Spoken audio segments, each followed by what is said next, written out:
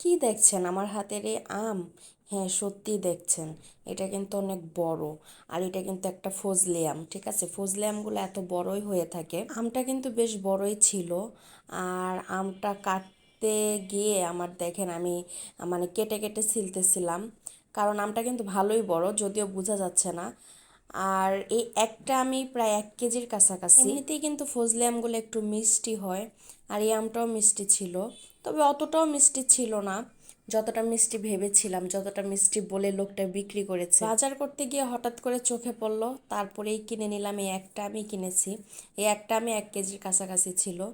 তো দেখেন আমি একটু খেলাম, আর মোটামুটি ভালো মিষ্টি ছিল, কিন্তু আবার খুব বেশি মিষ্টিও ছিল না। তো আমগুলো এরকম আমি পিস পিস করে কাটলাম। আর খুব বেশি আম কাটি নাই, অল্প একটু আম কাটছে। আর দেখেন আমি কিভাবে পুরাটা না ছিলেই খাওয়া শুরু করলাম। তো ফজলি আমটা অর্ধেকটা কাটলাম, আর এখন পাকা আম কাটতেছি। আর এই পাকা আমটা এত মিষ্টি ছিল, দেখেন আমার কিউট ডলটা আমার পাশে আমের কালার একটা প্যান্ট পরে ও আম খাওয়া শুরু করলো।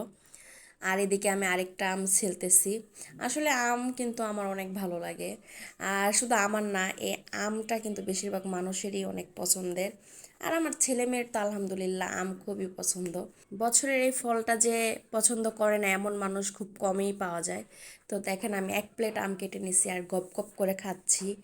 আর আমের লুকটা কি সুন্দর দেখেন, রসালো, টপ টপ করছে রসে ভরা। তো আম খেতে খেতেই আপনাদের সঙ্গে এটা শেয়ার করলাম। আজকের ভিডিওটি এই পর্যন্তই। আমার মতো কে কে আম পছন্দ করেন?